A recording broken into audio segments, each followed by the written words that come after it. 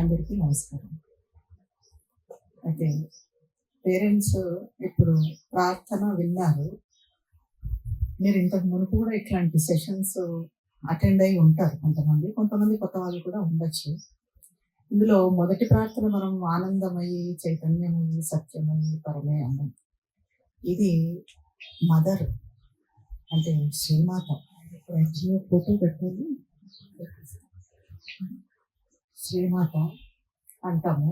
Mother, ఆ mother ఆనందమయి, చైతన్యమయి, సత్యమయి అని తెలుస్తాం. అంటే ఆ మూడు, ఆనందము మనలో, చైతన్యము అలాగే సత్యము, ఈ మూడింటిని నింపేది మదర్. కాబట్టి అలా ప్రార్థన చేస్తాను. ఇంకా తర్వాత చెప్పింది మీకు మామూలుగా గాయత్రి మంత్రం తెలిసే ఉంటుంది. ఓం భూర్భువస్వః తత్సవితుర్వరేణ్యం భర్గో దేవస్య ధీమహి ధియో యో నః ప్రచోదయాత్. ఇది విశ్వామిత్ర మహర్షి కనిపెట్టిన మామూలుగా గాయత్రి మంత్రం. కానీ అది ఎప్పుడు ఋషుల కాలంలో కదా. అయితే ఇప్పుడు శ్రీ అరవిందులు ఎప్పుడున్నారు? Last 100 years back. అయితే శ్రీ అరవిందులు దాన్ని ఇంకా ముందుకు, అంటే ఈ సత్యం అనేది మన రూపంలోకి, మన భౌతికంలోకి కూడా దిగి రావాలి అన్నట్టుగా ఓం తత్సవితుర్వరం రూపం జ్యోతి పరస్య ధీమహి అని ఆ గాయత్రి మంత్రాన్ని కనిపెట్టారు.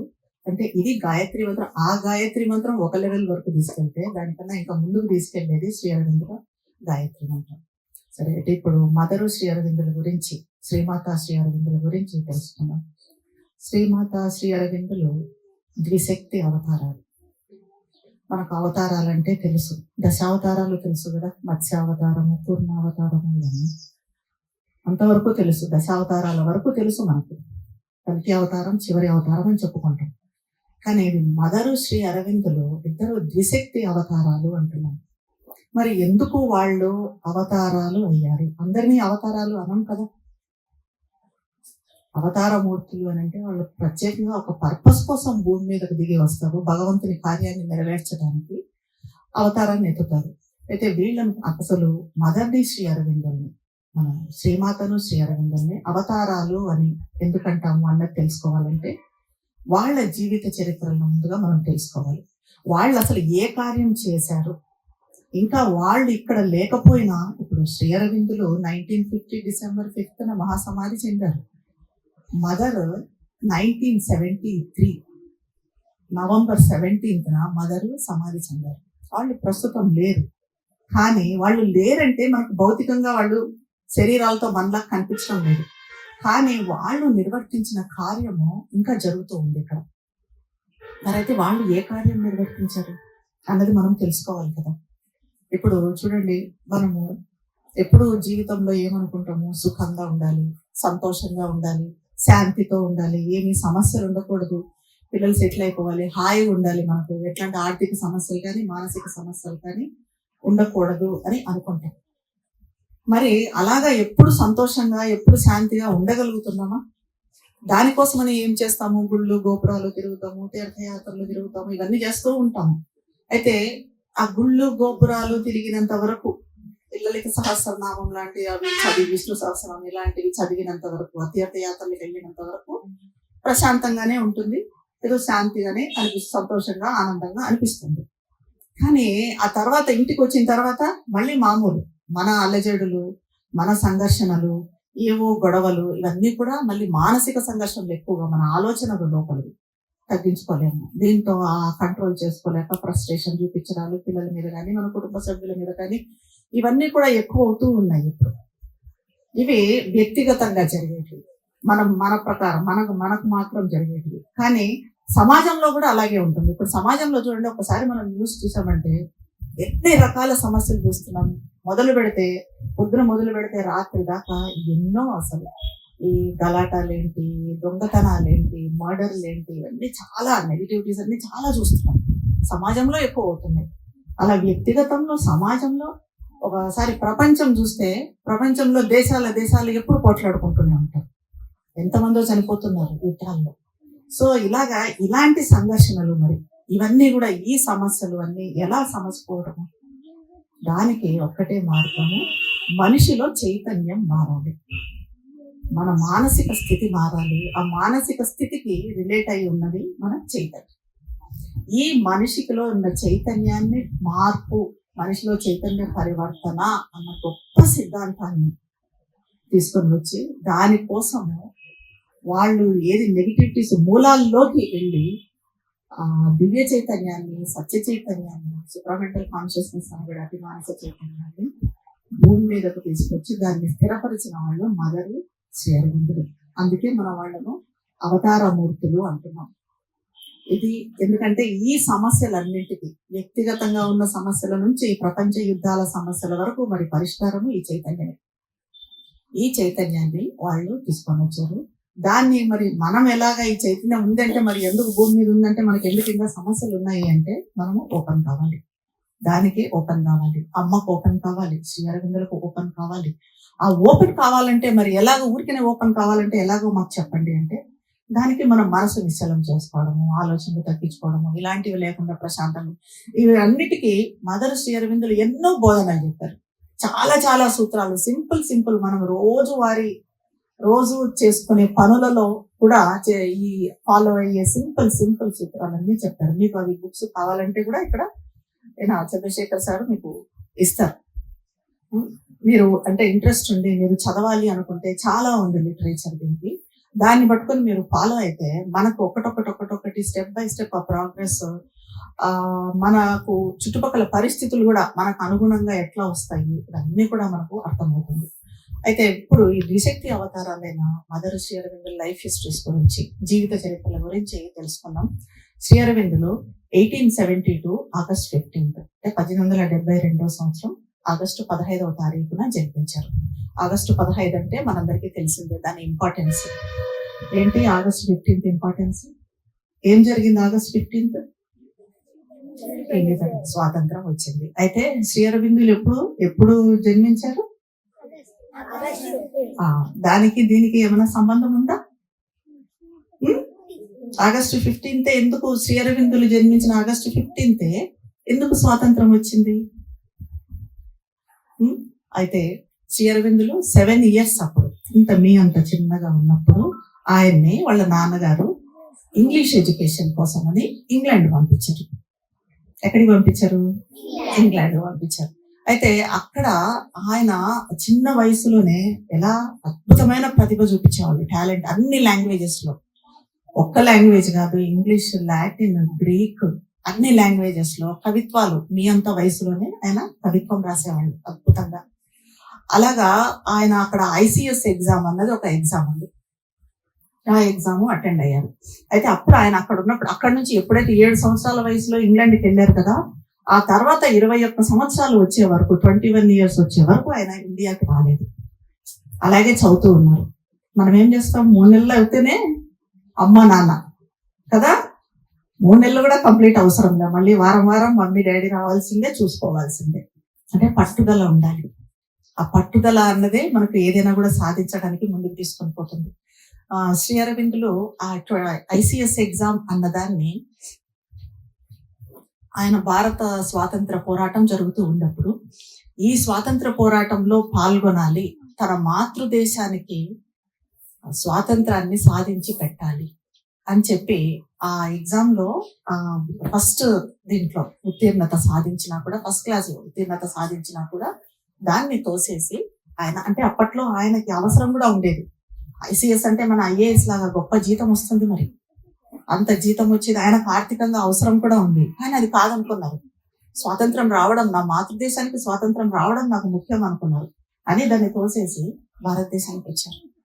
అయితే భారతదేశం మీద మొట్టమొదటిసారి ఆఫ్టర్ 21 years ఆయన అడుగు, ఆఫ్టర్ 14 years తర్వాత శ్రీరాముడు వనవాసం చేసినట్టుగా 14 years చేశారు. 14 years తర్వాత మొట్టమొదటిసారి ఆయన భారతదేశం మీద అడుగు పెట్టగానే ఒక ప్రశాంతత ఆయన్ను ఆవరించుకుంది. భారతమాత ఆయన్ను ఆహ్వానిస్తుంది, రా, నువ్వు నా బిడ్డవు, నువ్వు రావాలి అని చెప్పి. ఆ తర్వాత వచ్చేసి బరోడా మహారాజ్ దగ్గర కొంతకాలం పనిచేశారు. అక్కడ పనిచేస్తున్నప్పుడు కూడా ఆయనకి అప్పటి నుంచే భగవంతుడు ఎప్పుడైతే భారతదేశం మీద ఆయన అడుగు పెట్టారో అప్పటి నుంచే భగవంతుడు పూర్తిగా ఆయన్ని తీసేసుకున్నాడు. ఎందుకంటే అప్పటి నుంచే ఆయన చేసే కార్యం అనేది మొదలైపోయింది అనమాట. చాలా సార్లు ఆయనకి మంచి మంచి అనుభూతులు కలిగాయి. ఎలా అంటే ఒకసారి గుర్రబండి మీద నుంచి కింద పడిపోతూ ఆ పెద్ద ప్రమాదం తప్పిపోయింది. ఇప్పుడు చూడండి, మనం కూడా ఎప్పుడైనా కూడా భగవంతునితో సంయోగంలో ఉంటూ ఆ చైతన్యంలో ఉన్నాము అంటే మనకు చుట్టూ ఒక ప్రొటెక్షన్ అన్నది ఏర్పడుతుంది, ఒక సంరక్షణ అన్నది. అంటే మరి ఈ ప్రొటెక్షన్ ఏం చేస్తుంది అంటే, ఇప్పుడు కాలు జారి పడాల్సి ఉంది, ఇప్పుడు చాలా చూస్తున్నాం మనం, బాత్రూంలో కాలు జారి పడే వాళ్ళు ఇట్లా సింపుల్ గా అట్లా కాలు బెంకి కాలు ఇరిగిపోయి నెలల తరబడి రెస్ట్ తీసుకోవాల్సి వస్తుంది. సో అలాంటిది జరగదు. ఒక యాక్సిడెంట్ జరగాల్సిందే. మనం యాక్సిడెంట్ చూస్తున్నాం రోడ్ల మీద, కొంచెంలో యాక్సిడెంట్ తప్పిపోతుంది. ఇది డివైన్ ప్రొటెక్షన్ అంటే. ఇది శ్రీ అరవిందులకి భారతదేశం మీద అడుగు పెట్టినప్పటి నుంచి ఎప్పటికీ ఉంది ఆ డివైన్ ప్రొటెక్షన్ అన్నది. ఆ తర్వాత ఉజ్జయినిలో మహాకాళి అమ్మవారిది అందరికీ తెలిసే ఉంటుంది. అక్కడ ఆ ఉజ్జయినిలో ఆ అమ్మవారిని దర్శిస్తున్నప్పుడు అమ్మవారు ఆయన లోకి ఇట్లా దిగి వచ్చి ఆయన లోకి చూస్తున్నట్టుగా అనుభూతి. ఇంకోసారి కాశ్మీర్ లో శంకరాచార్య కొండ మీద కూడా ఇలాంటి అనుభూతి కలిగింది. ఇలాగ చాలా అనుభూతులు ఆయన కలుగుతూ ఉండేవి. కానీ ఆయన లక్ష్యం ఏమంటే కేవలం భారతదేశానికి, తన మాతృదేశానికి స్వాతంత్రాన్ని తీసుకొని రావాలి. అప్పటికి ఆయన లక్ష్యం అదే. ఎందుకంటే భారతదేశాన్ని ఆయన మనలాగా ఇట్లేదో మట్టిగడ్డ, ఈ స్టేట్స్, ఆ తర్వాత డిస్ట్రిక్ట్స్ ఈ రకంగా చూడలేదన్న భారతదేశం అంటే భరత మాత తల్లి. ఆ తల్లి ఇతరుల బానిసత్వంలో ఉంది. ఆ బానిసత్వం నుంచి ఆమెను విడిపించాలి, అదే ఆయన లక్ష్యం. సో ఆయన అక్కడ బరోడా మహారాజు దగ్గర ఆయనకు మంచి జీతం వచ్చేది, మంచి ఉద్యోగం చేసేవాళ్ళు, ఇంగ్లీష్ ప్రొఫెసర్ గా చేసేవాళ్ళు. దాన్ని వదిలేశారు. ఆ ఉద్యోగాన్ని వదిలేసి స్వాతంత్రోద్యమంలో పాల్గొన్నారు. అక్కడ పాల్గొన్నప్పుడు కూడా స్వాతంత్రోద్యమంలో తీవ్రంగా ఆయన ఆర్టికల్స్ రాయటము, ఆయన రాసిన ఆర్టికల్స్ అంటే వ్యాసాలు చాలా మందిని, యూత్ని, ఎస్పెషల్లీ యువకులను చాలా ఉత్తేజపరిచేవి. అలా ఆయన కేవలం అది మాత్రమే కాకుండా ప్రాణాయామ, యోగ సాధన, ధ్యానము ఇవి కూడా చేసేవాళ్ళు. ఇవి ఎందుకంటే ఆయనకు అప్పుడు దైవం కన్నా ముఖ్యం ఏంటి? స్వాతంత్రాన్ని తీసుకొని రావటము. సో తన యోగ సాధనతో భారతదేశానికి స్వాతంత్రాన్ని తీసుకురావచ్చు అని యోగ సాధన చేసేవాళ్ళు. అలాగా ఆయన యోగ సాధన చేయటానికని విష్ణు భాస్కర్ లేలే అని ఒక మహారాష్ట్ర యోగి ఉన్నాడు, ఆయన దగ్గరికి వెళ్ళారు యోగం నేర్చుకోవటానికని. వెళ్ళినప్పుడు ఆయన శ్రీ అరవిందుల్లో ఒక 3 రోజుల పాటు మనసులో ఆలోచనలు లేకుండా నిశ్శబ్దంగా ఉండు అన్నారు. అంటే 3 రోజుల్లో ఆయన ఆ నిశ్శబ్ద స్థితిని, నిర్వాణ స్థితిని సాధించారు. ఆయన గురువైన విష్ణు భాస్కర్ లేలేకి ఈ స్థితిని సాధించటానికి 30 సంవత్సరాలు పట్టింది. దాన్ని ఈయన 3 రోజుల్లో సాధించారు. ఆ తర్వాత ఆయన బయటికి వచ్చిన వెంటనే ఒక పెద్ద గ్యాదరింగ్ లో, అప్పుడంతా స్వాతంత్ర పోరాటంలో పాల్గొనే వాళ్ళు కదా, ఉపన్యాసం ఇవ్వాల్సి వచ్చింది. అయితే ఆయన విష్ణు భాస్కర్ లేలే చెప్పిన ప్రకారంగా ప్రజలందరినీ నారాయణులాగా భావించి అనర్గళంగా ఉపన్యసించారు.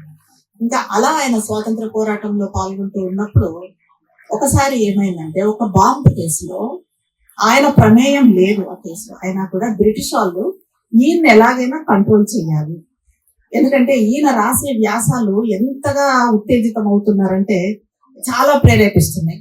అందుకనేసి వాళ్ళు ఆయన ఎట్లాగైనా స్టాప్ చేయాలి అని చెప్పి 1 సంవత్సరం పాటు ఒక బాంబు కేసులో ఆయన ఇరికించి అలీపూర్ జైల్లో ఉంచారు. సో అక్కడ జైల్లో కూడా చాలా ఘోరమైన పరిస్థితులు. మే నెల అంటే ఎట్లా ఎండలు ఎలా ఉంటాయి? ఆ చిన్న రూము, ఒక 3 అడుగులు ఇలా వెడల్పు, 6 అడుగులు పొడుగు ఉండేది. అన్ని అందులోనే, కాలకృత్యాలు అన్ని అందులోనే తెచ్చుకోవాలి. అలాంటి జైల్లో ఉంచారు. ఆయన ఇంత కూడా ఫీల్ కాలేదు, ఇంత కూడా బాధపడలేదు. అక్కడ కూర్చొనే ఈ మహాభారతము, రామాయణము, భగవద్గీత, ఉపనిషత్తులు ఈ బుక్స్ అన్ని తెప్పించుకున్నారు. అవి చదవడం మొదలు పెట్టారు. అయితే అక్కడ జైల్లో ఉన్నప్పుడు ఆయన శ్రీకృష్ణ పరమాత్మను వేడుకున్నాడు. నేను ఏం చేయాలనుకున్నాను, నన్ను నువ్వు ఏం చేశావు? నేను ఏమనుకున్నాను, నా మాతృదేశానికి స్వాతంత్రాన్ని తీసుకొని రావాలి అనుకున్నాను. అది తప్పు కాదు, కానీ నువ్వేం చేసావు? దానికి నాకు తోడ్పడాల్సింది పోనిచ్చి నన్ను తీసుకొచ్చి ఇక్కడ జైల్లో పడేసావు, నా చేతులు కాళ్ళు కట్టి పడేసావు. ఇక్కడ కూర్చొని నేను ఏం చేయగలను అని రోధించారు. ఆ తర్వాత ఒక 10 రోజులకి ఆయనకు శ్రీకృష్ణ పరమాత్మ నుంచి సమాధానం వచ్చింది. నేను ఇక్కడికి తీసుకొని ఇచ్చింది ఒక పర్పస్ ప్రకారం. నీ లక్ష్యము భారతదేశానికి స్వాతంత్రంతో పరిమితం కాదు. అంతకన్నా గొప్ప లక్ష్యం, అంతకన్నా గొప్ప పరమ లక్ష్యం ఉంది నీకు. అది ఏంటి? మానవ జాతిని ఈ అన్ని సంఘర్షణ నుంచి, ఈ బాధల నుంచి, ఈ దుఃఖాల నుంచి విముక్తి చెందించే బాధ్యత నీ మీద ఉంది. అది నీ పరమ లక్ష్యం. కాబట్టి నువ్వు దీన్ని మర్చిపోవాలి, దాని మీద దృష్టి పెట్టాలి. నీకు దానికి శిక్షణను ఇవ్వటానికి నిన్ను ఇక్కడికి తీసుకొని వచ్చాను అని చెప్పి. ఇది జరిగిపోతుంది, భారతదేశానికి స్వాతంత్రం రావటం అన్నది జరిగిపోతుంది. కానీ ఇది జరగాలి, దీనికోసం నేను ఇక్కడ తీసుకొచ్చి పెట్టానని శ్రీకృష్ణ పరమాత్మ ఆయనకు సాక్షాత్కారం అయ్యాడు. శ్రీకృష్ణ పరమాత్మ సాక్షాత్కారంతో ఆయనకు వాసుదేవ సర్వమితి అంటారు, అలాంటి అనుభవం కలిగిందంటే ప్రతి చోట శ్రీకృష్ణుడే చూస్తున్నారు. ఇలాంటి చెట్టులో శ్రీకృష్ణ పరమాత్మే కనిపించాడు. జైల్లో చెట్లు ఉంటాయి, ఆ జైలు గోడల్లో శ్రీకృష్ణ పరమాత్మే కనిపించాడు. పక్కన ఖైదీలు, ఆ ఖైదీలు అంటే ఎలా ఉంటారు, అంతా మర్డర్లు అన్ని కేసు వచ్చిన వాళ్ళు ఉంటారు కదా ఖైదీలు. ఆ ఖైదీల్లో కూడా శ్రీకృష్ణ పరమాత్మ కనిపించాడు. జైలర్లో శ్రీకృష్ణ పరమాత్మ కనిపించాడు. ఆ లాయర్లో, జడ్జిలో, అందరిలో శ్రీకృష్ణ పరమాత్మ. అంతా వాసుదేవ సర్వమితి అన్నట్టుగా శ్రీకృష్ణ పరమాత్మే దర్శనమిచ్చాడు. సో ఈ అనుభవంతో మొత్తానికి ఆయనలో గొప్ప పరివర్తన వచ్చింది. స్వామి వివేకానందుడు ఒక 2 weeks ఆయనతో పాటు ఉంటూ, అంటే అప్పటికి స్వామి వివేకానందుడు సమాధి చెందారు, అప్పుడు లేరు, కానీ ఆయన కళలో కనిపిస్తూ ఆయన చేయాల్సిన కార్యము ఏంటి ముందు అన్నట్టుగా ఆయనకు గైడెన్స్ ఇచ్చారు. ఇప్పుడు మనం అతి మానస చైతన్యం అన్నాము, అది ఎలా నువ్వు తీసుకొని రావాలి అన్నట్టు గైడెన్స్ ఇచ్చారు. ఇంకా ఆ తర్వాత ఇలాగ గొప్పగా పరివర్తన చెంది ఒక మహాయోగిగా శ్రీ అరవిందులు జైలు నుంచి బయటకు వచ్చారు. వెళ్ళేటప్పుడు ఎలా వెళ్ళారు జైలుకి? 1 సంవత్సరంలో. ఇప్పుడు జైలుకి వెళ్ళిన వాళ్ళు ఎంత వాళ్ళ టైము ఇదంతా కూడా వృధా చేసుకుంటూ ఉంటారు. కానీ ఆయన అక్కడ జైల్లో కూడా స్వామి వివేకానందులు సంభాషిస్తడము ఇవన్నీ జరుగుతున్నా గంటల తరబడి యోగ సాధన చేసేవాళ్ళు. ఆ సాధన ప్రాణాయామము, యోగ సాధన ధ్యానం చేస్తున్నప్పుడు ఆయన ఇంతెత్తు నిలబడి కూర్చొనేవారు. జైలరు వీళ్ళంతా ఇలా చూసి ఆశ్చర్యపోయేవారు. ఇక కాళ్ళు చేతులు ఇట్లా వేలాడబడిపోయాయి. దాని అంటే ఏమీ ఆధారం లేకుండా వేలాడినట్టుగా అలాంటి అనుభూతులన్నీ ఉండేవి ఆయనకి. బయటికి వచ్చిన తర్వాత జైలు నుంచి అప్పుడు శ్రీకృష్ణ పరమాత్మ సాక్షాత్కారం అయింది. అప్పటి నుంచి శ్రీకృష్ణ పరమాత్మే ఆయన్ను నిర్దేశించారు. శ్రీకృష్ణ పరమాత్మ భగవంతుని ఆదేశం ప్రకారము పాండిచ్చేరికి వచ్చారు. పాండిచ్చేరికి వచ్చి పాండిచ్చేరిలో ఆయన చిన్నగా ఒక 6-7 మందితో ముందుగా స్టార్ట్ చేశారు యోగం అనేది. అది ఆ తర్వాత నెమ్మదిగా మదర్ శ్రీమాత ఫ్రాన్స్ నుంచి రావటము, ఆమె ఆశ్రమ బాధ్యతలు చేపట్టడము, వీటన్నిటితో పాండిచ్చేరి ఆశ్రమం అనేది డెవలప్ అయింది. 1926 నవంబర్ 24న నేను ఇప్పుడు మీకు చెప్పింది జైల్లో శ్రీకృష్ణ పరమాత్మ సాక్షాత్కారం జరిగింది అని. నవంబర్ 24న 1926 ఆ శ్రీకృష్ణ పరమాత్మే ఆయనలోకి దిగి వచ్చాడు. అంటే శ్రీ అరవిందులు శ్రీకృష్ణ పరమాత్మ ఇద్దరు ఒక్కటయ్యారు. అప్పటి నుంచి అరవిందో ఘోష్ ఆయన పేరు శ్రీ అరవిందులుగా మారారు. అప్పటి నుంచి శ్రీ అరవిందో అయ్యారు. ఇప్పుడు శ్రీకృష్ణ పరమాత్మ ఆయన చేయడం లేదు, శ్రీకృష్ణ పరమాత్మే ఆయన నుండి చేస్తున్నట్టుగా వాళ్ళిద్దరూ ఒక్కటయ్యారు. ఆ తర్వాత 1950 డిసెంబర్ 5న ఆయన మహాసమాధి చెందారు. అయితే శ్రీ అరవిందులు మహాసమాధి, మామూలుగా ఎవరైనా కూడా శరీరాన్ని వదిలిపెట్టినప్పుడు ఎన్ని గంటలు ఉంటుంది శరీరము? 2-3 గంటల తర్వాత మారుతా వస్తుంది. మనకు తెలుసు కదా, కలర్ మారుతుంది, అంతా మారుతుంది మొత్తం. అందుకే తీసి ఐస్ బాక్స్లలో పెడుతూ ఉంటారు, 1 రోజు 2 రోజులు పెట్టాలంటే. కానీ ఏది లేకుండా శ్రీ అరవిందుల శరీరము ఆ తర్వాత 96 గంటలు 4 రోజుల పాటు 5th ఆయన మహాసమాధి చెందితే 9th వరకు అసలు అట్లా కాంతి దాని నుంచి, ఆ శరీరం నుంచి ఒక కాంతి వెదజల్లుతూ మంచి సుగంధ వాసనతో అట్లా ఉంది. దేశ విదేశాల నుంచి సందర్శకులంతా వచ్చేసి దర్శించుకున్నారు ఆయన్ని. అంటే అప్పటికే ఆయన శరీరం కూడా ఆయన చేసిన యోగ సాధనతో, దీంతో తపస్సాధనతో మొత్తం శరీరం కూడా మారిపోయింది. ఎందుకంటే 1926 నవంబర్ 24న శ్రీకృష్ణుడు ఆయనలోకి దిగి వచ్చిన తర్వాత ఆయన బయట వ్యక్తులకి, బయట భక్తులకి దర్శనం ఇవ్వటము ఇదంతా మానేశారు. వాళ్ళకి మాట్లాడటము ఇదంతా టోటల్ గా మాటలు మానేసి పూర్తిగా అంతరంలోకి వెళ్ళిపోయారు. పూర్తిగా ఆయన తన రూమ్ లోకి వెళ్ళిపోయి సాధన మొదలుపెట్టారు. అది 1950 డిసెంబర్ 5న ఆయన మహాసమాధితో ఆ సాధన ముగిసింది. కానీ ఆయన తలపెట్టిన, ఆయన పొందిన ఫలితం మాత్రము ఇంకా ఇప్పటికీ కంటిన్యూ అవుతూనే ఉంది. ఎందుకంటే మహాయోగులు అనేవాళ్ళు వాళ్ళు మరణించిన తర్వాత కూడా మనం అనుకుంటాం మనకు భౌతికంగా వాళ్ళు కనిపించరు, కానీ సూక్ష్మ లోకాల నుంచి వాళ్ళ పని వాళ్ళు చేస్తూనే ఉంటారు. ఇదే శ్రీ అరవిందుల గురించి. అందుకని శ్రీ అరవిందుల్ని అవతారమూర్తి అంటున్నాం. ఇంకా మదర్ విషయానికి వస్తే శ్రీమాత పేరు ఏం పేరు? మిరా అల్ఫాసా. ఆమె ఎక్కడ జన్మించారు, ఎక్కడ పుట్టారు? ఫ్రాన్స్ లో జన్మించారు మదర్ శ్రీమాత. అయితే శ్రీమాతకి ఎలా అంటే ఇట్లా మీ అంత వయసులోనే 5 years అప్పటి నుంచి గంటల తరబడి కూర్చొని ధ్యానం చేసేవాళ్ళు. ఆమె కోసం ఒక సపరేట్ కుర్చీ ఉండేది, ఆ కుర్చీలో కూర్చొని ధ్యానం చేసేవాళ్ళు. అయితే ఎప్పుడు సీరియస్ గా ఉండేవాళ్ళు అంట మదర్.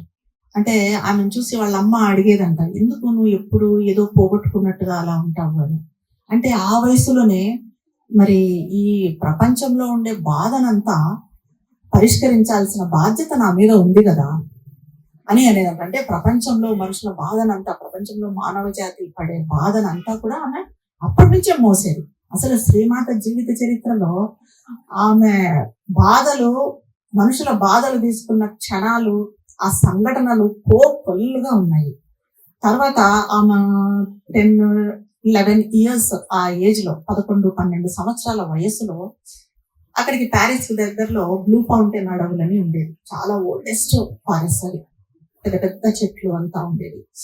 అయితే ఆ ఫారెస్ట్ లోకి వెళ్ళిపోయి ఆమె ఒక్కరే ఒక చెట్టు కింద కూర్చొని గంటల తరబడి ధ్యానం చేసేవాళ్ళంటే ఒక్కరే. ఆమె ధ్యానం చేస్తుంటే అక్కడ ఉన్న చిన్న చిన్న ఉడతలు, పక్షులు ఆమె శరీరం మీద ఇట్లా పైకి కిందికి తిరుగుతూ ఆడుకుంటూ ఉండేవంట. ఆమె రోజు ధ్యానం చేస్తున్న చెట్టు ఒక రోజు ఆమెతో, నెక్స్ట్ డే నన్ను నరికేయాలనుకుంటున్నారు, మనుషులు మాట్లాడుతున్నారు, నన్ను కాపాడు అని చెప్పి చెట్టు అమ్మతో మాట్లాడింది. అంటే మదరు, చెట్లు కూడా మదర్తో మాట్లాడేది. చెట్లు, జంతువులు కూడా వాళ్ళ భాష కూడా మదర్కి తెలిసేదనమాట. ఆ తర్వాత 13 సంవత్సరాల వయసులో ఆమెకి ఎప్పుడు నిద్రలో ఒక గొప్ప అనుభవం కలిగేది. అది ఏమంటే రాత్రి నిద్రలో ఆమె శరీరము పైకి పెరిగి పెరిగి పెరిగి ఆమె పడుకున్న రూమ్ అంతా నిండిపోయి, ఆ రూమ్ దాటి మొత్తం ప్యారిస్ నగరం అంతా, ప్యారిస్ ఎంత పెద్దది, ప్యారిస్ నగరం అంతా విస్తరించుకొని ఆమె వేసుకున్న గౌను, గోల్డెన్ కలర్ బంగారు రంగు గౌను క్రిందకి, అక్కడ నగరంలో ఉన్న వాళ్ళంతా వృద్ధులు, ముసలాళ్ళు, దౌర్భాగ్యులు అంటే దరిద్రులు, దుఃఖాలు ఉన్న వాళ్ళు, బాధలు పడేవాళ్ళు అండ్ జబ్బులు ఉన్న వాళ్ళు, వీళ్ళంతా కూడా వచ్చి ఆ గౌను కిందకి చేరేవాళ్ళు. ఆమె గౌను వచ్చేసి ఒకరొక్కరిని అట్లా స్పర్శించుకుంటూ పోయేది. దాంతో వాళ్ళందరికీ స్వాంతన దొరికి ఎంత హాయిగా ఉంది, మాకు ఇది లభించింది అన్నట్టుగా వెళ్ళిపోయాను. ఇది ఆమెకు అనుభూతి కలిగేది. అలాగే ఆమెకు 13 సంవత్సరాల వయసులోనే నిద్రలో వివిధ గురువులు అంతా వచ్చి ఆమెకు సాధనలు ఇచ్చేవాళ్ళు. అలాంటి గురువుల్లో ఒక గురువు, ఒకతను రెగ్యులర్ గా వచ్చేవాడు, ఒక వ్యక్తి ఎక్కువగా కనిపించేవాడు. ఆయన్ను కృష్ణ అని పిలుచుకునేది. ఎందుకంటే మదర్ కి అప్పట్లోనే కృష్ణుడి మీద విపరీతమైన అభిమానం ఉండేది. భగవద్గీత ఫ్రెంచ్ అనువాదం తర్వాత చదివారు, కానీ ఆ కృష్ణ అన్నది ఎప్పుడు, ఆ రూపము, ఆ పేరు అన్నది ఆమెకి చాలా ప్రియంగా అనిపించేది. ఆ తర్వాత మొదటిసారి ఎప్పుడైతే శ్రీ అరవిందులను కలుసుకున్నారో, తనను అంతవరకు మార్గనిర్దేశం చేస్తూ వస్తున్న గురువు, తను కృష్ణ అని పిలుచుకునే గురువు శ్రీ అరవిందులే అని చెప్పి ఆమె గుర్తించారు. దానికి ముందే కల్లో వచ్చేవారు శ్రీ అరవిందులు. అలాగే మొదటిసారి మదర్ని, శ్రీమాతను చూసినప్పుడు శ్రీ అరవిందులు ఆమెలో శక్తి స్వరూపిణి, ఆదిశక్తిని దర్శించారు. ఇంకా మదర్ జీవితంలో ఇప్పుడు మీకు చెప్పాను ఇలాంటి సంఘటనలు ఎన్నో ఉన్నాయి అని. ఒకసారి 31 years ఉంటాయి మదర్కి, 30-31 సంవత్సరాల వయసులో అల్జీరియా నుంచి ఫ్రాన్స్ కి షిప్ లో వస్తున్నారు మదర్ అప్పట్లో రకరకాల సాధనలు చేసేవాళ్ళు. అకల్టిజం అని అతీంద్రియ విద్య, మార్మిక విద్య అంటారు. ఆ విద్య ఒక థియాన్ అన్న వ్యక్తి దగ్గర నేర్చుకునే, గురువు దగ్గర నేర్చుకునేవాళ్ళు. అయితే ఆయన థియోను మదర్ ఇద్దరు ఆ షిప్ లో వస్తుంటే సడన్ గా ఏమైందంటే పెద్దగా తుఫాను, సముద్ర తుఫాన్ అంటారు చూడండి, పెద్దగా తుఫాన్ వచ్చేసి ఆ షిప్ మొత్తం ఇలా కదిలిపోయింది. షిప్ కదిలిపోతే ఏమవుతుంది, షిప్ లో ఉన్న వాళ్ళంతా సముద్రంలో పడిపోతారు, సముద్రంలో పడిపోతే అందరూ చనిపోతారు. సో ఆ రకమైన పరిస్థితి వచ్చింది. అప్పుడు షిప్ వేగంగా విపరీతంగా కదిలేది. అప్పుడు ఆయన థియాన్ వచ్చేసి, మదర్ గురువు వచ్చేసి, నువ్వు వీళ్ళని కాపాడాలి, ఈ షిప్ నువ్వు కాపాడాలి అన్నారు. అప్పుడు మదర్ వెళ్ళిపోయి తన క్యాబిన్ లో పడుకున్నారు. పడుకుంటే ఆమె సటిల్ బాడీ సూక్ష్మ శరీరము ఆమె నుండి లేచి వెళ్ళిపోయి మొత్తం సముద్రం అంతా చూసాము. అక్కడ సముద్రం మీద, ఆ సముద్రంలో ఈ షిప్ దగ్గర కొన్ని చిన్న చిన్న జీవులు, కొన్ని కాదు చాలా అసంఖ్యాకమైన జీవులు, చిన్న చిన్న జీవులు, వాళ్ళంతా ఏం చేస్తున్నారంటే షిప్ నాకు కనిపించని జీవులు, సూక్ష్మ జీవులు, మనకు కనిపించేవి కాదు. కొన్ని కొన్ని ఇప్పుడు మనకు కనిపించకుండా కూడా ఈ నెగిటివ్ చేసేటివి ఉంటాయి, పాజిటివ్ చేసేటివి ఉంటాయి. మదర్ చాలా ఎగ్జాంపుల్స్ చెప్తాము. ఇప్పుడు మనం పాలు కాచుతుంటే మదర్ కట్లే అయ్యేది. పాలు ఇట్లా పొంగిపోతుంటే మదర్ చూసుకోకుండా ఉంటే ఇట్లా ఎవరో పట్టి లాగినట్టు అనిపించేదంట. ఫ్రాక్ ఎవరో బట్టి లాగినప్పుడు టక్కున ఇట్లా చూసేదన్నమాట. అలాగా పాజిటివ్ ఉంటాయి. నెగిటివ్ అంటే ఇప్పుడు మనల్ని తోస్తే మనం కింద పడిపోతాము, ఆ రకంగా ఎవరో తోసినట్టు పడిపోతాం, అవి నెగిటివ్ ఫోర్సెస్ ఉంటాయి. అలాంటివి ఇక్కడ షిప్ను కిందకు పడేయాలని విపరీతంగా ఫోర్స్ తో దాన్ని ఊపుతూ ఉండేది షిప్. అప్పుడు మదర్ వాళ్ళ దగ్గరికి వెళ్ళి, మీరు ఇట్లా చేస్తే మీకు ఏం వస్తుంది, ఏం లాభం వస్తుంది, దీనివల్ల వీళ్ళందరూ ప్రాణాలు కోల్పోతారు, కాబట్టి దయచేసి ఇది ఆపేసేయండి, మీరు ఇలా చెయ్యొద్దు అని ఒక అరగంట సేపు వేడుకుంటే అప్పుడు అవి చేయడం ఆపేసాయి. అప్పుడు మదర్ మళ్ళీ తిరిగి వచ్చి తన శరీరంలో పడుకున్నారు. ఆ షిప్ను అలా కాపాడడం జరిగింది. అలాగే మదర్ పాండిచ్చేరికి 1914లో వచ్చారు, మార్చి 29. ఆ తర్వాత 2 సంవత్సరాలు ఉండి మళ్ళీ 1916లో మళ్ళీ వెళ్ళాల్సి వచ్చింది మదర్. జపాన్కి వెళ్ళారు. అక్కడ జపాన్ లో కూడా అసలు ఎట్లాంటి అనుభూతి అంటే, మదర్ అక్కడ జపాన్ లో ఉన్నప్పుడు అక్కడ మొత్తం స్వైన్ ఫ్లూ ఉండేది. ఇప్పుడు మనకి కరోనా వచ్చింది కదా, కరోనా అప్పుడు ఎలా మనం మాస్కులు పెట్టుకొని అంత ఇదిగా ఒకరినొకరు డిస్టెన్స్ పాటించడం ఇలా అంతా చేసాం మాస్కులు పెట్టుకొని. అలాగా ఆ టైంలో అంత మొత్తం మాస్కులు పెట్టుకొని తిరిగేవాళ్ళు. స్వైన్ ఫ్లూ పెద్ద జబ్బు వచ్చింది. అయితే మదర్ దాన్ని చూసి చాలా మంది చనిపోతున్నారు జపాన్ లో. దీన్ని ఎట్లయినా వీళ్ళను దీని నుంచి కాపాడాలి అనుకుని చాలా మంది మదర్ని బయటకు వెళ్ళొద్దు, నీకు ఇది వస్తుంది అని చెప్పారు. కానీ మదర్ కావాలని వెళ్ళి దాన్ని తెచ్చుకుంటే వాళ్ళ ఫ్రెండ్స్ వచ్చేసి డాక్టర్ని కన్సల్ట్ చేయమని, డాక్టర్ని చూపించుకోమని అన్నారు. అంటే లేదు, నేను డాక్టర్ చూపించుకోను అన్నారు. అలాగే ఉన్నారు. అప్పుడు మదర్కి ఒక అనుభూతి ఏం కలిగిందంటే, మదర్ పడుకొని ఉంటే ఆ జ్వరంతో, స్వైన్ ఫ్లూ జ్వరంతో పడుకొని ఉంటే ఒక వ్యక్తి, తలలేని వ్యక్తి వచ్చేసి మదర్ గుండెల మీద కూర్చొని గట్టిగా కొడుతూ ఉన్నాడు. అంటే మదర్ ప్రాణం తీసుకుపోవడానికి. ఇంకా అప్పుడు మదర్ అతనితో ఫైట్ చేశారు, బాగా విపరీతంగా ఫైట్ చేసి అతన్ని ఇట్లా తోసేసినారు. ఆ తర్వాత మాయమైపోయినాడు. అంటే మిలిటరీ వ్యక్తి అతను. అప్పుడు ఆ తర్వాత మదర్ ఎప్పుడైతే ఈ ఫైట్ చేసి అతనితో దాన్ని తీసేశారో ఆ స్వైన్ ఫ్లూ జబ్బు మాయమైపోయింది. అందరు ఆశ్చర్యపోయినారు. వెంటనే ఇంత ఇదిగా స్వైన్ ఫ్లూ టక్కున అంతవరకు ఉన్నది ఒక్కసారిగా ఎట్లా మాయమైంది అని మదర్ కూడా కోలుకున్నారు. ఇలా మదర్ సాధకుల బాధలు తీసుకోవటము, వాళ్ళని ఆమె తీసుకొని వాళ్లకు ఆమె ఆ విశ్రాంతిని దాన్ని ఇవ్వటము అన్నది చాలా చోట్ల జరిగింది. కాబట్టి మనము మదర్ని, శ్రీ అరవిందుల్ని అవతారమూర్తులు అంటున్నాము. అయితే వాళ్ళ బోధనలు మనము తెలుసుకోవాలి. మదర్ శ్రీ అరవిందుల తర్వాత మదర్ 1914లో మార్చి 29న శ్రీ అరవిందుల్ని కలిశారు. మళ్ళీ 1916 వచ్చారు, 2 years వెళ్ళారు. మళ్ళీ 1916లో మళ్ళీ వెళ్ళారు. మళ్ళీ 1920న ఏప్రిల్ 24న మళ్ళీ వచ్చి శ్రీ అరవిందుల్ని కలిశారు. ఇంకా అంటే ఆమె శ్రీ అరవిందుల్ని ఫస్ట్ టైం చూసినప్పుడే ఆ అనుభవం కూడా చాలా గొప్పగా ఉంటుంది. మదరు శ్రీ అరవిందులు మొదటిసారి కలుసుకున్న అనుభవం మార్చి 29th అని చెప్పాను, 1914. అప్పుడు పూర్తిగా తనంతా సమర్పించుకున్నారు. ఇప్పుడు మనకైతే మన సంప్రదాయంలో కాళ్ళ నమస్కారాలు చేయటం ఇదంతా ఉంటుంది. మదర్ ఎక్కడ పెరిగారు? ఫ్రాన్స్ లో పెరిగారు. చిన్నప్పటి నుంచి విదేశాల్లో తిరుగుతున్నారు. వాళ్ళకి కాళ్ళ నమస్కారాలు అవన్నీ తెలియదు. కానీ ఆమెకు తెలియకుండానే మొత్తంగా శ్రీ అరవిందులు వండి నమస్కరించడము, ఆమె సమర్పించుకోవడము జరిగింది. అప్పుడు ఆమెకి ఏమనిపించిందంటే, ఆమె కార్యం ఏంటి? ఆమె మొదటి నుంచి, చిన్నప్పటి నుంచి ఆమె లక్ష్యం ఏంటి?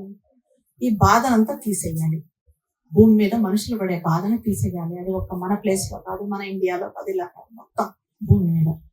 సో అది శ్రీ అరవిందుల పరమ లక్ష్యం కూడా అది. ఇద్దరి లక్ష్యము ఒకటే. కాబట్టి వాళ్ళిద్దరూ కలిసి ఇది చేస్తే దీన్ని ముందుకు తీసుకొని వెళ్ళగలరు ఈ కార్యాన్ని అని వాళ్ళిద్దరూ కలవటం జరిగింది. శివశక్తుల్లాగా వాళ్ళిద్దరూ ఆ కార్యాన్ని నిర్వర్తించడం జరిగింది. అయితే మనకి ఇప్పుడు జీవితంలో మరి చిన్న చిన్న సింపుల్ టిప్స్ మదర్ చెప్పినవి, ఎలా మనం సంతోషంగా ఉండాలి, ఇవన్నీ పెద్ద విషయాలు, అవతారమూర్తులు ఇవి అంటున్నాము. ఇవన్నీ మనం చేయలేము, మనకు కాదు. మనకేంటి, చిన్న చిన్నగా మనము ప్రోగ్రెస్ డెవలప్ అవుతూ రావాలి. డెఫినెట్ గా డెవలప్ కావాలి. మన మానసిక స్థితిలో ప్రోగ్రెస్ అనేది ఉండాలి. ఇప్పుడు చూడండి, మీరు మామూలుగా మీరు పంట అది ఉంటే, ఫార్మర్స్ అంటే మీకు పంటలో దిగుబడి సంవత్సరానికి 3 లక్షలు ఉంటే ఉదాహరణకి, నెక్స్ట్ ఇయర్ 3 lakhs ఉంటే నెక్స్ట్ ఇయర్ ఇంకా 4 లక్షలు కావాలనుకుంటారు కదా, పెరగాలి అనుకుంటారు. అదే మీరు కొన్ని ఉద్యోగాలు చేస్తూ ఉంటే ఉద్యోగాల్లో కూడా ఇంక్రిమెంట్లు రావాలి, పెరగాలి అనుకుంటాం. అలాగా అంటే ఉన్న స్థితి కన్నా ఉన్నత స్థితికి పోవాలని అనుకుంటాం. మరి మన మానసిక స్థితిలో కూడా ఉన్న స్థితి కన్నా ఉన్నత స్థితికి వెళ్ళాలి కదా. మనం ఇప్పుడున్నది 10 సంవత్సరాల తర్వాత కూడా అలాగే ఉన్నామంటే, ఇంకా వర్స్ట్ అయ్యామంటే, ఇంకా మన జీవితానికి అర్థం ఏముంది? మానవ జీవితమే వ్యర్థం. కాబట్టి ఈ మానసిక స్థితిలో మార్పుకి, మనలో జరగవలసిన ఈ ప్రోగ్రెస్ కి, మనలో చోటు చేసుకోవాల్సిన డెవలప్మెంట్ కి మదర్ శ్రీ అరవిందులు చాలా చెప్పారు, చాలా బోధనలు ఇచ్చారు. వాటిలో కొన్ని మనము చూద్దాం.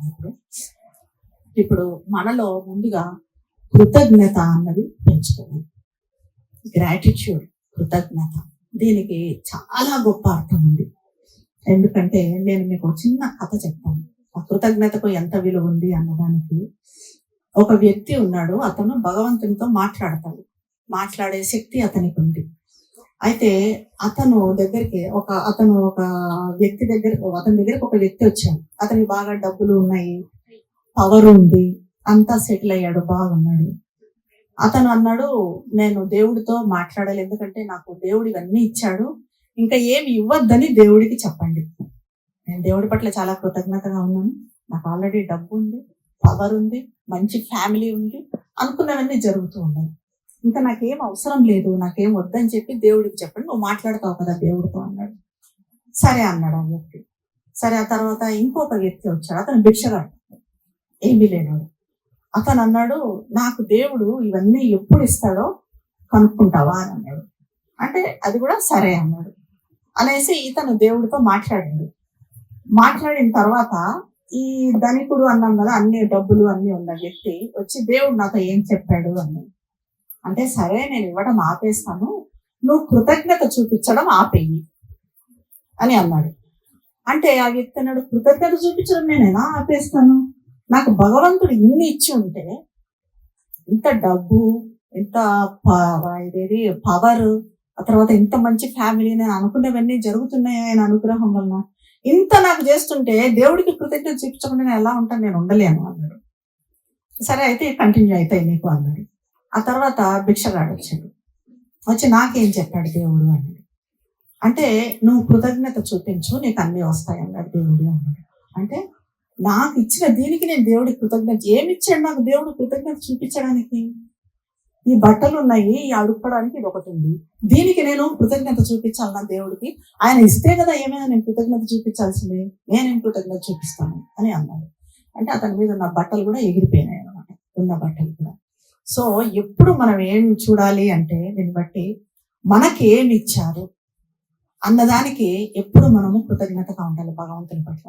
అన్ని పక్కన పెడితే మనకిచ్చిన ఈ మానవ జన్మే గొప్ప, ఇది గొప్ప అదృష్టం, గొప్ప భాగ్యం.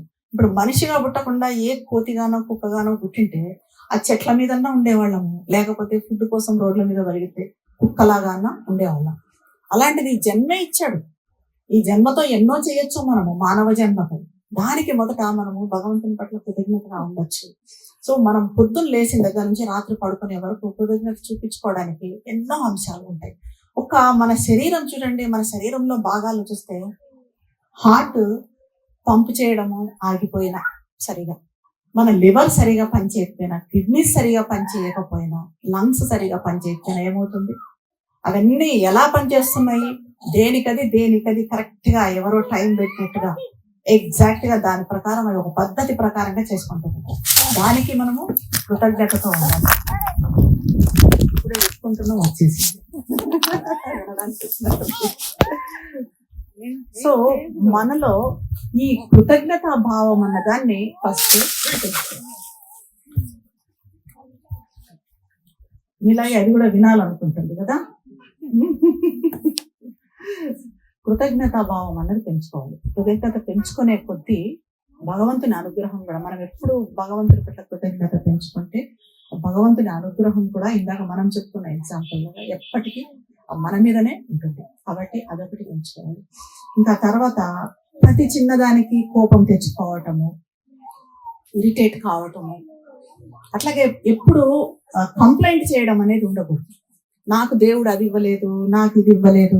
ఇచ్చిందాన్ని చూడండి, ఆ పాజిటివ్ నెగిటివ్ చూడడం కాదు, మనకి ఏమి ఇవ్వలేదు అనే దాన్ని కాదు, ఏమి ఇచ్చాడు అన్నదాన్ని మనం చూద్దాం. ఆ ఇచ్చిన దానికి కృతజ్ఞతగా ఉందాం, అది ఇంకా రెట్టింపు అవుతుంది మనకు తెలియకుండానే. అనుగ్రహం కూడా మన మీద ఉంటుంది. కాబట్టి కృతజ్ఞతాభావం పెంచుకోవాలి. అంటే కోపం తగ్గించుకోవాలి. కోపము, ఇరిటేట్ కావడము, ఇలాంటివన్నీ కూడా బాగా తగ్గించుకోవాలి. అంటారు కదా పూర్వకాలం మన పెద్దలు, కోపం అనర్థదాయకం, సహనం శ్రేయస్కరం అంటారు. దీనికి కూడా ఒక చిన్న కథ ఉంది, చెప్తాను నేను. శ్రీకృష్ణ పరమాత్మ ఆయన అన్న బలరాముడు అందరికీ తెలుసు. బలరాముడు సాత్యకి ఆయన కజిన్.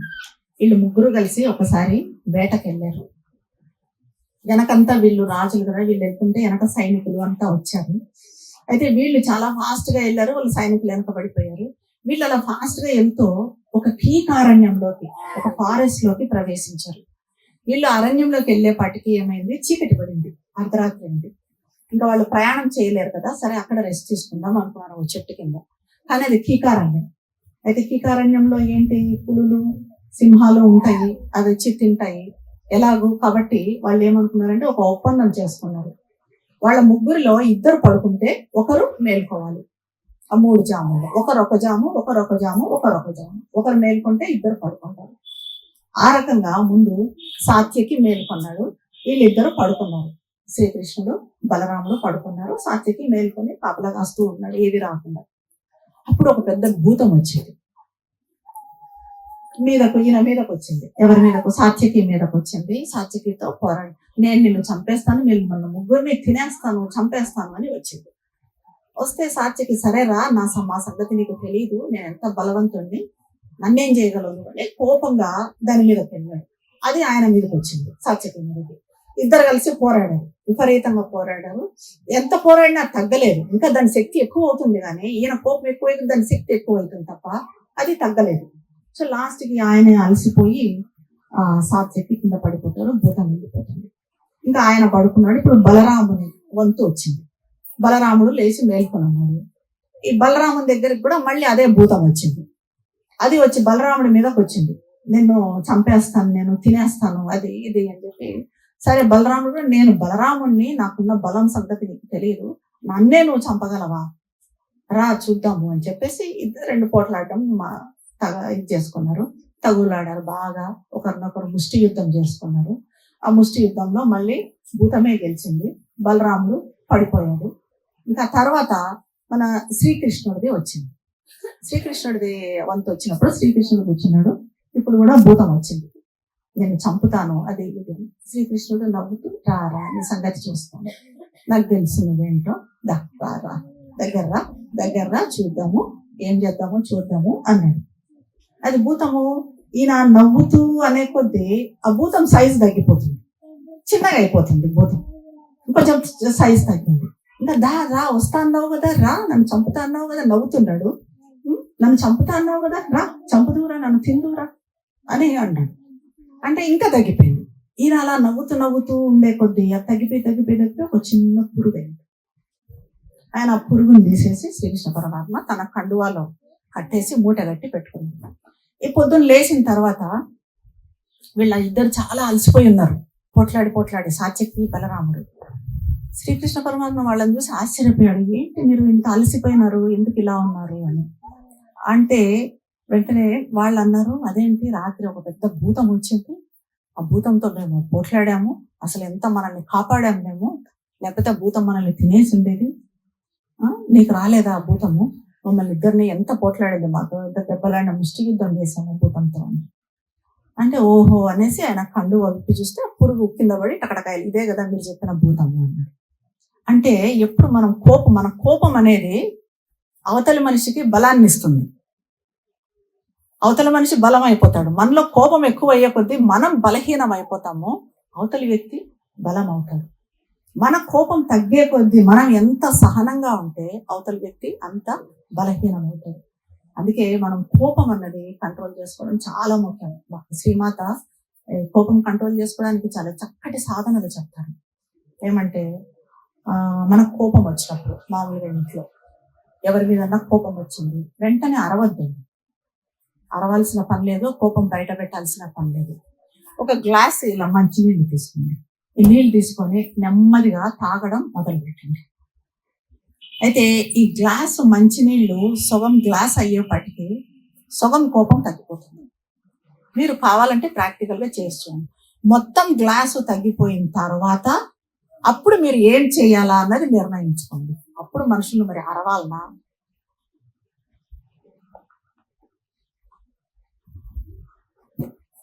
ఎలాంటి చర్య తీసుకోవాలి అన్నది అప్పుడు దీన్నే మదర్ స్టెప్ బ్యాక్ అని కూడా అంటారు. అంటే ఏదైనా చేసే ముందు మనము ఆలోచించాలి. స్టెప్ బ్యాక్ అంటే కొంచెం మన కాన్షియస్నెస్ లో కొంచెం వెనక్కి, ఒక అడుగు వెనక్కి వేయాలి. లబక్కన అవతల మనిషి ఏదో అన్నాడు, బడాబడా అనేయడం కాదు. ఒక్క క్షణం ఆలోచించాలి, ఏమన్నాడు, ఎందుకు అన్నాడు. దీంతో మన మీద మనకు గొప్ప నియంత్రణ వస్తుంది, చాలా కంట్రోల్ వస్తుంది. ఈ స్టెప్ బ్యాక్ అన్న సూత్రం ఒక్కటి మన జీవితంలో పాటిస్తే మన జీవితమే మారిపోతుంది. దీంతో మనకి ఎలా అవుతుందంటే ఇలా మనం పాజిటివ్ గా మారుతూ ఉన్న కొద్దీ ఇప్పుడు మనం కథ శ్రీకృష్ణ పరమాత్మ కథలో చెప్పుకున్నట్టుగా అన్ని మనకు అనుగుణంగా అయిపోతాయి. వేరేవన్నీ కూడా చిన్న పురుగుల్లాగా మన సమస్యలన్నీ కూడా చిన్న పురుగుల్లాగా పక్కకి వెళ్ళిపోతాయి. దాన్ని ఇట్లా దులిపి పారేయచ్చు, మనము బలంగా అయిపోతాం. అలాగే శాంతి, మనసులో అలజడి ఆలోచనలు తగ్గించుకొని శాంతిగా ఉండటము చాలా మటుకు అలవాటు చేసుకోవాలి. శాంతిగా ఉండడం అన్నది ఎలా అంటే, మన మానసిక అలజడి ఉన్నప్పుడు లేకుండా ఎలా చేస్తామంటే మదర్ చిన్న టిప్ చెప్తారు దానికి. ఏం లేదు, శాంతి మంత్రం. మంత్రం అంటే ఏదో పెద్ద మంత్రం మనం నేర్చుకోవాల్సింది కాదు. జస్ట్ కళ్ళు మూసుకొని కూర్చొని మనకి మనసు అలజడిగా ఉంది, ఏదో దుఃఖం వచ్చింది, ఏదో బాధ జరిగింది సంఘటన, శాంతి శాంతి శాంతి అనుకుంటూ ఉండండి. ఇలా శాంతి శాంతి శాంతి శాంతి అనుకుంటూ ఉంటే పైనుంచి నెమ్మదిగా శాంతి వచ్చేసి మనలోకి దిగి వస్తుంది. అప్పుడు కొంచెం కొంచెం అది స్ప్రెడ్ అవుతుంది. ఇవన్నీ చెయ్యాలి. ఈ సాధనలన్నీ మన జీవితంలో మార్పు రావాలంటే, ఇప్పుడు ఉన్న స్థితి కన్నా ఉన్నత స్థితికి మనం ఎదగాలంటే మరి ఇవన్నీ చేయకుండా ఊరికే విన్నంత మాత్రాన సరిపోదు. ప్రాక్టికల్ గా ఇవన్నీ కూడా ఆచరించడం కూడా అలవాటు చేసుకోవాలి. మనం దీన్నే మన జీవితంలో ఒక భాగం చేసుకోవాలి. సాధ్యమైనంత వరకు భగవంతునితో సంయోగం.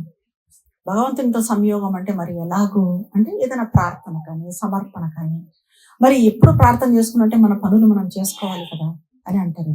కానీ మన పనులు మనం చేసుకుంటూ కూడా సంయోగంలో ఉండొచ్చు. ఎలా అంటే పొద్దున్నే లేచాము, లేవంగానే ఒక్కసారి మనకి జన్మనిచ్చినందుకు భగవంతునికి మొక్కుదాం. ఎంత టైం పడుతుంది? 2 seconds అంతే. ఆ తర్వాత మంచం దిగుదాము. ఆ తర్వాత బ్రష్ చేసుకుంటున్నాము, బ్రష్ చేసుకునేటప్పుడు కూడా భగవంతునికి నువ్వు బ్రష్ చేస్తున్నాను, మదర్కి బ్రష్ చేస్తున్నాను, శ్రీమాతకు బ్రష్ చేసుకుంటున్నాను అని. ఎంత శ్రద్ధగా బ్రష్ చేస్తావు అలా చేస్తావు. భోజనం చేస్తున్నాము, మనము భోజనం చేసే ముందు ప్రార్థన చేసుకోవడానికి ఎంత టైం పడుతుంది? దీనికి మీరు ఏమి పెద్దగా మంత్రాలు చదివి నేను ఆ మంత్రము ఈ మంత్రం నేర్చుకోవాలి, ఆ మంత్రం చదవాలి, ఇవన్నీ అవసరం లేదు. కృతజ్ఞత అంతే. మనకు ఆ రోజు ఆ భోజనం ఇచ్చినందుకు భగవంతుని ఒక్కసారి తలుచుకోవటము, ఒక 2 seconds 3 seconds.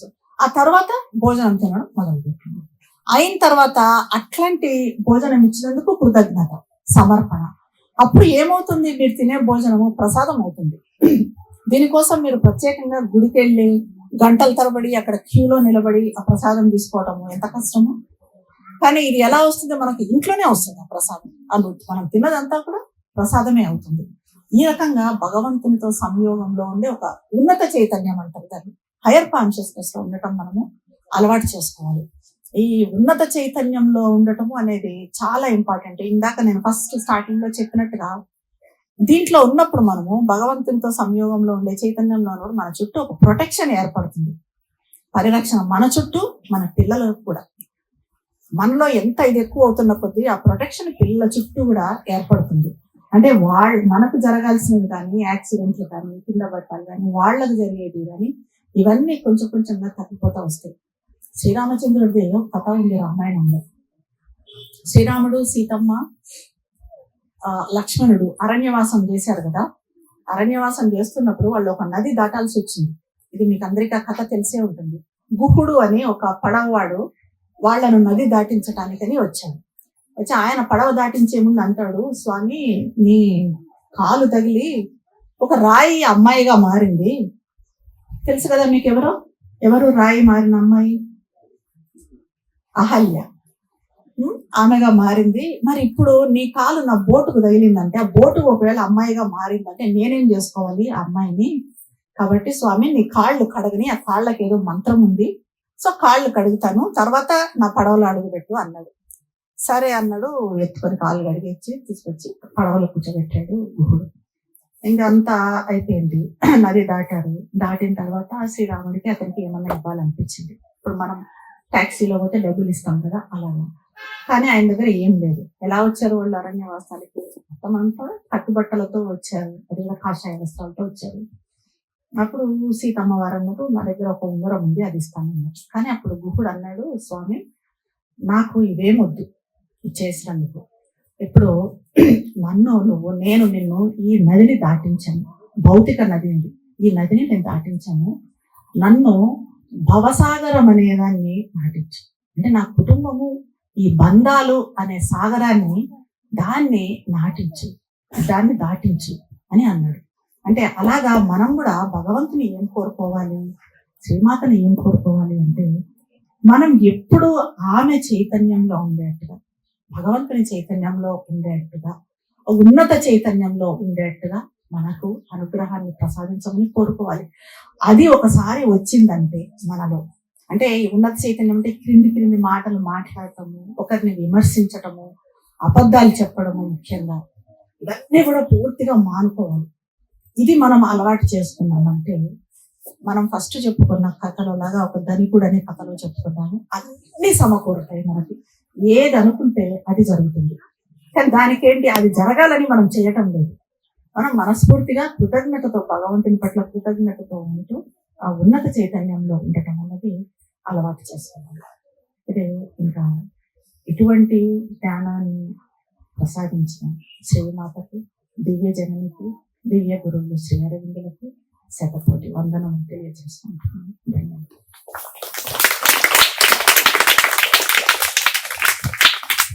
చాలా చాలా ధన్యవాదాలు దేవి. చాలా ఎంతో విలువైన మాటలు మాకు చెప్పారు. ఇప్పుడు సీతాదేవిని ప్రసంగంగా కోరుకుంటున్నాను. నేనేమి ప్రసంగం ఇవ్వడానికి రాలేదు, నేను కూడా వినడానికి వచ్చాను. మనందరం చేయవలసింది ఏంటంటే, ఇటువంటి మంచి మాటలు ఉన్నప్పుడు ఆ తర్వాత ప్రశాంతంగా ఆవిడ దేవి చెప్పిన మాటల్ని అర్థం చేసుకుని దాన్ని మన జీవితంలో ఎంతవరకు ఆచరించగలం అన్నది మనలో మనం మననం చేసుకుంటూ ఇలాగే ప్రశాంతంగా ఉండాలి అని కోరుకుంటున్నాను. అందుకే చాలా చాలా ధన్యవాదాలు. ఒకటే నేను అనేది, దీనికి ధన్యవాదాలు చెప్పడం అన్నది చాలా చిన్న మాట.